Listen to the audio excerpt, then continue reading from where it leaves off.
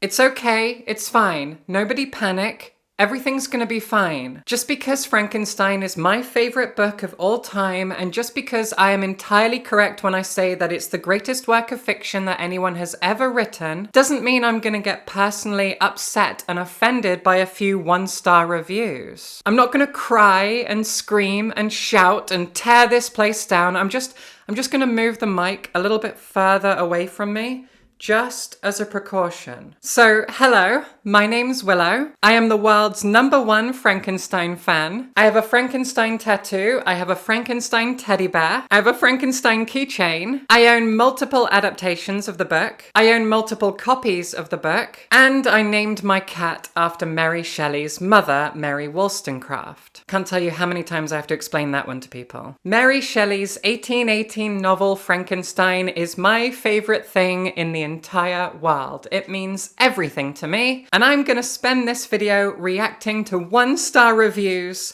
of Frankenstein. Wish me luck.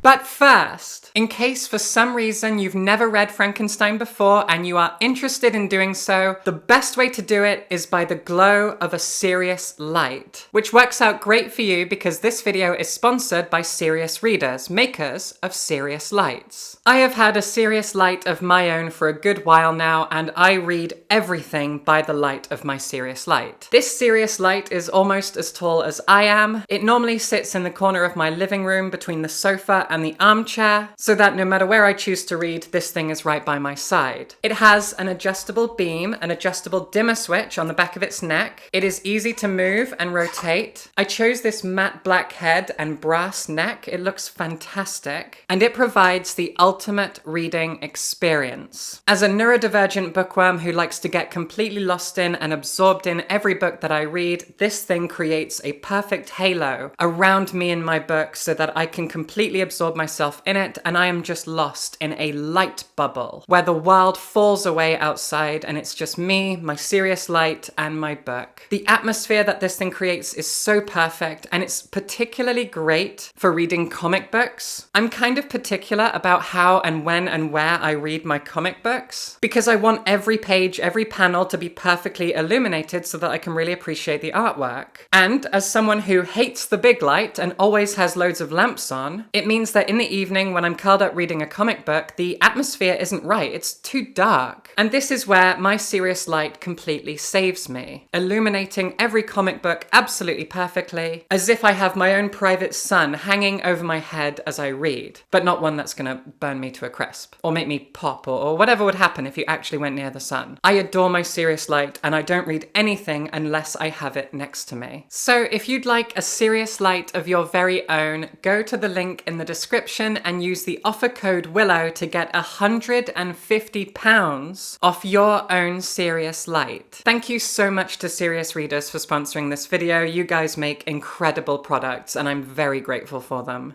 Okay, let's begin with a short one-star review of Frankenstein that makes me want to laugh and cry. Mary Shelley, I'm so sorry, but even the gayness couldn't save this book. This really got to me because it's funny. I can't deny that. But the fact that this person understands how queerness is so thematically and aesthetically stitched into the makeup of not just Frankenstein, but all of the good Gothic novels that have ever existed. Queerness is so integral to the Gothic genre. And this person probably gets that. They definitely see the queerness in Frankenstein, but even that was not enough. And it is though.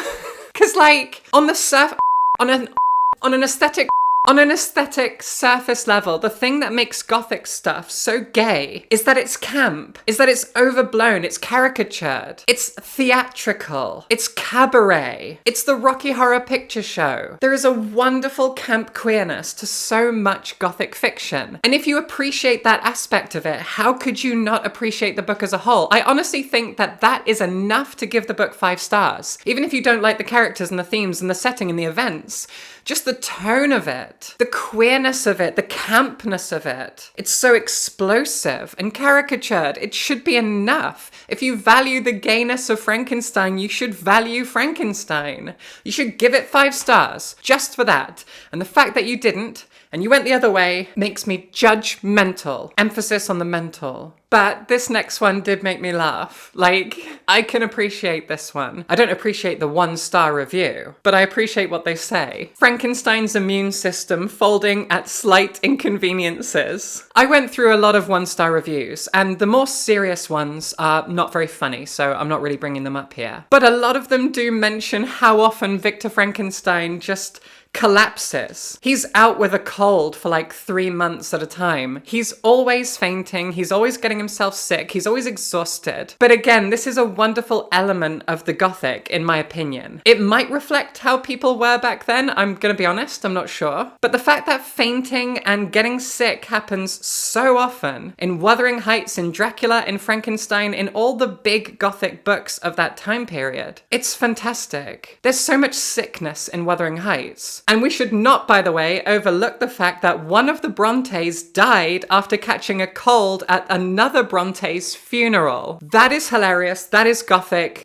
That is one of my favorite facts about the Brontes. I just can't remember which was which, but it happened. So it's just another great element of the Gothic. It again reflects the campness and the absurd theatrical nature of the genre. And I think that people who have issues with these things probably don't appreciate the Gothic, at least in the way that I do, and that's fine. But it is funny. I'm not going to deny it's absolutely hilarious. People bring this up so often. My partner brought it up after reading Frankenstein. Like, Jesus, this guy is just always fainting and always getting sick and is always, for some reason, knocked out by the common cold for like 6 months. I know. It's hilarious. It's very funny. So I'm not too mad, but I am, because all of this makes me mad. Speaking of mad, this is inexcusable. In fact, this one's illogical, said Spock. This has to be the most tedious thing I have ever read in my life. It isn't though, is it? I don't think tedious is the word. You keep using that word. I don't think it means what you think it means. If there's one thing you couldn't use to describe Frankenstein, it's tedious. It's not long enough to be tedious for a start. It's a pretty short novel. And it's so bombastic. It is so camp and overblown. It uses such exaggerated language. The book is a thesaurus. I'll own up to that. I didn't write it, but I'm very attached to it. I'll admit that Frankenstein is a lot, but for that exact reason, it's not tedious, because they are diametrically opposed things. It's not at any point boring enough to be tedious. It's the complete opposite of tedious. So no, that doesn't make any sense. Nobody can find Frankenstein tedious. If you found it tedious, explain it to me in the comments. Leave me an essay, or else, I think this is the funniest one. I don't know if I can get through it. This book made me want to go commit. However, I do stan Miss Mary. She was a bad bitch.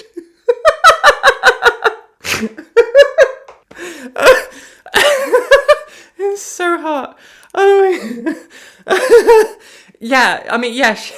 She was a bad bitch, and that is one of many things I love about Mary Shelley. Fun fact about Mary Shelley. After Percy died, her husband, who was a poet, Percy Shelley, he died in his 30s in a shipwreck off the coast of Italy, and they held his funeral on the beach, and he must have had, the theory goes that he had some unidentified, undiagnosed heart condition, because after they burned him on a pyre, his heart didn't burn. It had calcified. And so she took his heart from the smouldering wreck of this fire that was mostly his bones. She took this calcified heart of her poet husband, wrapped it in one of his poems, and kept it in her desk drawer for the rest of her life. That is the single most badass Gothic thing that anyone has ever done. So yes, she was a bad bitch. For that alone, not to mention the fact that she wrote the greatest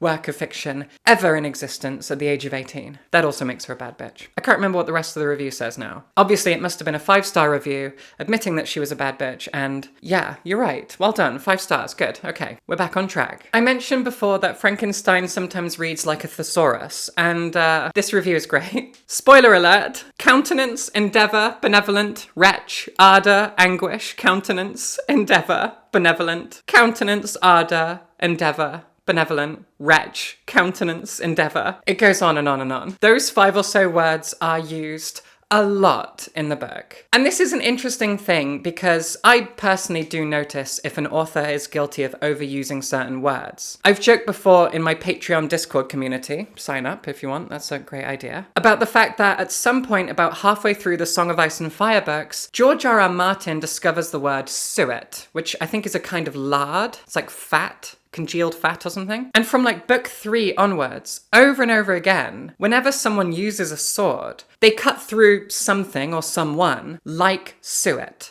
Over and over again, he always calls things suet. It's like his favorite metaphor. And it's even funnier the fact that he kind of discovered that word around like book 3 and just couldn't stop using it. I noticed that. And I also remember many years ago, I convinced a friend of mine to read Northern Lights by Philip Pullman. I think it's called The Golden Compass in the US. And that friend pointed out the fact that Philip Pullman overly uses the word presently. And the reason that my friend noticed it is because presently isn't a word we typically use. It's quite an old-fashioned word now. So it's kind of weird for a book that was written in the 90s, I think it was the 90s, to use the word presently so much kind of points to the fact that Philip Pullman is old, I guess. Does that explain why he gets his characters to sniff teenage girls' hair? I'm not reading the next one. I'm not doing it.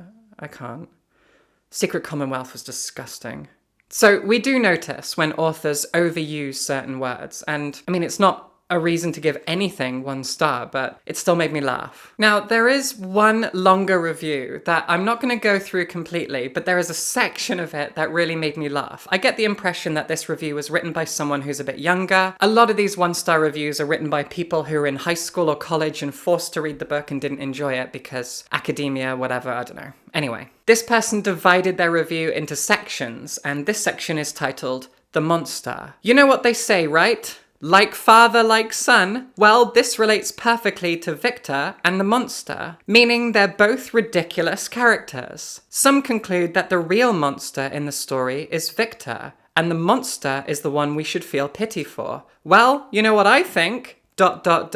Space, space, space, caps lock on. They're both monsters. Okay. And this last one is the most fascinating of all, honestly, because this review is from someone who understood the book and didn't like it. For that it's a bit, you'll see. Ugh, I hate this book, and I've been forced by high school to read it twice and college to read it once. Yeah, it's well written. Yeah, it's a classic. Blah, blah. No. Yes or no? Yes? Yes or no? That's 4 yeses and a no. This is just a book about the worst parent ever. Yes. Victor goes and creates his monster, and then once he's finished, decides, oh no, it's too ugly and scary, and runs off. Shut up, Victor. No one cares about your stupid, delicate sensibilities. Yeah, okay, fair. You made a child because essentially that's what it is. Yeah. A poor child made from giant dead people's bodies, but still a child. And then you abandoned him to learn about the world all on his own. What the hell did you expect to happen, Victor? It's all your damn fault. Yes. If you had stayed and raised him, given him a name even, maybe, I don't know, loved him? Maybe, just maybe, all the awful crap that happened to you wouldn't have happened. But no, he just whines and complains and faints and cries. Boo fucking who? He's your responsibility, Victor. You screwed up. Everything is your fault. Ugh, this book is stupid. But it's not stupid. That's the point. Like, everything that this review contains should lead to a conclusion that goes, oh, this book is quite clever. Because you got it. You understood the themes of the book. You understood what it was. Oh, I'm really sweating. There's a heat wave right now. I'm really sweating. You understood the book. You got it. So why do you hate it for doing what it set out to do? The book is partially a critique on Percy Shelley, who was a terrible father to their children. It's not entirely that, it's a lot of things. As we all know, it's also about the advances in science at that time, blah, blah, blah. We know these things. But it is about fatherhood, and you fully got it. Well done. So what's your problem? Why is the book stupid for you having a good grasp of its themes. This is the weirdest thing. Explain the logic of this in the comments, please. Am I missing something? Why? What? Okay, I'm gonna stop here because this amount of sweat is just, it's embarrassing. Thank you again to Serious Readers for sponsoring this video. Go read Frankenstein. It's the best thing ever. Get yourself your own Frankenstein tattoo. Mine was done by Sticky Pop. He's awesome. His real name's Matt Daniels. Anyway, Patreon. My book is in the description. Go buy it. And subscribe for books.